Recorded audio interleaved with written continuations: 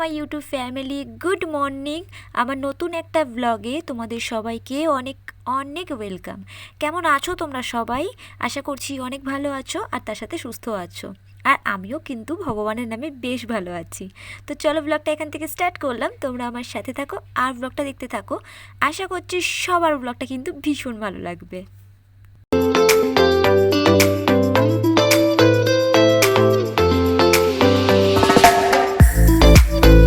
প্রথমে তোমরা বলো বন্ধুরা, তোমাদের ওখানে বৃষ্টি কেমন হচ্ছে? আমাদের এখানে বৃষ্টি মানে কি বলবো, 100 বার ভিজে জামা কাপড় তুলছি আর মেলছি। মানে এই কিছুক্ষণের মধ্যে দেখছি বৃষ্টি হচ্ছে, জামা কাপড় তুলে নিলাম, আবার কিছুক্ষণের মধ্যে দেখছি যে হালকা হাওয়া ছাড়ছে, বা হালকা রোদ তো বলবোই না, হাওয়াটা ছাড়ছে, বৃষ্টিটা কমে গেছে, আবার জামা কাপড়গুলো মেলে দিচ্ছি। আবার যেই জামা কাপড় মেলছি কিছুক্ষণের মধ্যে আবার অন্ধকার করে সে আবার বৃষ্টি নামছে। মানে আজকে সারাদিনটা তো এরকমই করতে করতে কাটলো, শুধু জামা কাপড় মেলছি আর তুলছি, ভাবছি হালকা হাওয়াতে যতটুকুনি শুকনো হয়, যেই মেলে দিচ্ছে কিছুক্ষণের মধ্যে আবার বৃষ্টি আসছে। মানে এরকমই হচ্ছে। তাই তোমাদেরকে বললাম যে তোমাদের ওখানে বৃষ্টি কেমন হচ্ছে বলো।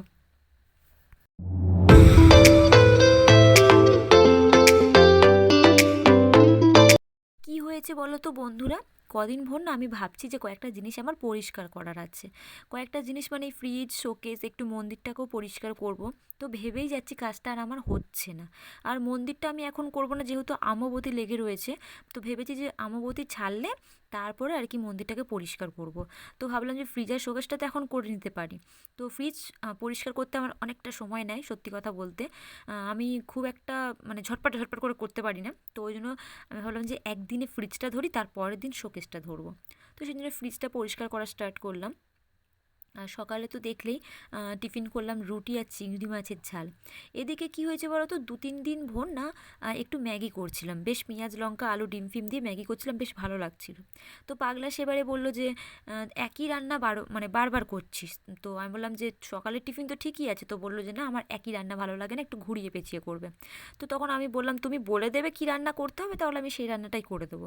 তো ও বললো যে দেখো বলবো না, তুমি একটু ঘুরিয়ে পেঁচিয়ে রান্না করবে, মানে একই রান্না বারবার করো না, ভালো লাগে না খেতে, ওটাকে একটু 2-3 দিন গ্যাপ দিয়ে আবার করবে।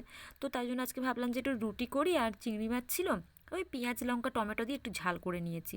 তো ও খেয়ে চলে গেছিলো, তারপরে আমি খেলাম। তো একটু খেয়েই আমি কাজে লেগেছি।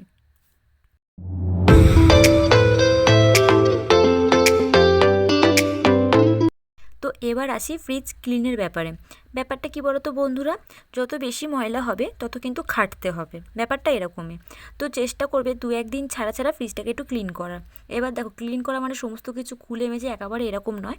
একটা সুতির কাপড় নিয়ে চেষ্টা করবে 2-1 দিন ছাড়া ছাড়া ওটাকে ভালো, মানে ফ্রিজের ভেতরটাকে আর কি ভালো করে মুছে নিতে। এটাও কিন্তু বেশ ভালো আর কি ক্লিন হয়। আর যখন তোমরা ডিপ ক্লিন করবে, যেমন আমি করি, মানে যখন আমি ডিপ ক্লিন করি তখন কী করি বলতো, সমস্ত জিনিসগুলো বের করে নিয়ে একটু শ্যাম্পু জলে সেগুলো ধুয়ে নিই। আর ফ্রিজটাকেও সেই শ্যাম্পু জলে একটা সুতির কাপড় দিয়ে ভালো করে, যতবার পারি 3 থেকে 4 বার কি 5বারও হয়ে যায় এক এক সময়, পুরো ভালো করে ক্লিন করে নিই, বুঝলে? তো এগুলো করার পর আবার যেখানকার জিনিস সেখানে রেখে দিলাম। আর যে সাইডটা হয়, ওই সাইডও কিন্তু ভীষণ ময়লা পড়ে বন্ধুরা। তো ওখানে আমি লেবু দিয়ে একটু ঘষে দিই। তো যদি বেশি ময়লা পড়ে তাহলে তো ভীষণ অসুবিধা হয় ময়লাটাকে তুলতে। তো অনেক সময় তোমরা ভিনিগারও ইউজ করতে পারো, বা বেকিং সোডা যেটা হয় সেটাও ইউজ করতে পারো তোমরা, ওটা তো বেশ ভালো পরিষ্কার হয়। তো ওগুলো করে নিয়ে এখনও ফ্রিজ তো ভেতরটা পরিষ্কার হয়ে গেছে বলতে পারো। আর এদিকে পুরো ফ্রিজের বাইরেটা আর কি ক্লিন করে নিচ্ছি। আর এটা কিন্তু প্রত্যেকটা দিন করি আমি, চেষ্টা করি আর কি সময় দেওয়ার, শুধু ফ্রিজ বলে নয়, সময় মানে সংসারটাকে একটু সময় দেওয়ার চেষ্টা করি। তো এই ফ্রিজের বাইরেটা কিন্তু আমি প্রত্যেকটা দিন বা 2 দিন 1 দিন ছাড়া আমি ক্লিন করি। তো ওইগুলোই করে নেবো, নিয়ে যেখানকার জিনিস সমস্ত কিছু রেখে দেবো। তারপর তোমাদেরকে দেখাচ্ছি যে আমার ফ্রিজটা ঠিক কেমন লাগছে দেখতে। বিশ্বাস করো, ভীষণ ধপধপে সাদা হয়েছে, আর খুব ভালো লাগে। একটা জিনিস আমার ভীষণ ভালো লাগে, যে যখন আমি কোনো কিছু ক্লিন করি না, তারপরে যে একটা শান্তি, আলাদাই একটা শান্তি কাজ করে, ঠিক আছে? বেশ ভালো লাগে এই জিনিসটা। তো দেখো, যেখানকার জিনিস সমস্ত কিছু রেখে দিলাম, এবার তোমাদেরকে দেখাই চলো যে আমার ফ্রিজটা ঠিক কেমন লাগছে। ফ্রিজ তো পুরোপুরি ক্লিন হয়ে গেছে বন্ধুরা। তো চলো তোমাদেরকে একবার দেখায়। তো দেখতে পাচ্ছ, আশা করি তোমরা বুঝতেও পারছো কতটা ক্লিন হয়েছে, পুরো ঝকঝকে তকতকে। সত্যি কথা বলতে এরকম জিনিস দেখলে না ভীষণ ভালো লাগে। শুধু ফ্রিজ বলে কেন, ঘরের প্রতিটি কোণা যদি এরকম পরিষ্কার পরিচ্ছন্ন থাকে না, কী যে শান্তি কাজ করে মনের মধ্যে, সেটা বলে বোঝাতে পারবো না। তো আমি এরকমভাবে ফ্রিজ ক্লিন করে থাকি, ডিপ ক্লিন করে থাকি। তো সেটাই তোমাদের সঙ্গে শেয়ার করলাম বন্ধুরা।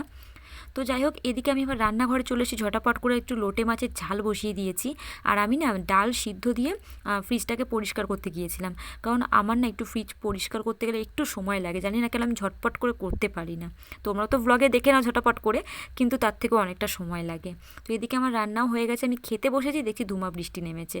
তো চলো বন্ধুরা, ব্লগটা এখানে এন্ড করলাম। কেমন লাগলো অবশ্যই কমেন্টে জানিও।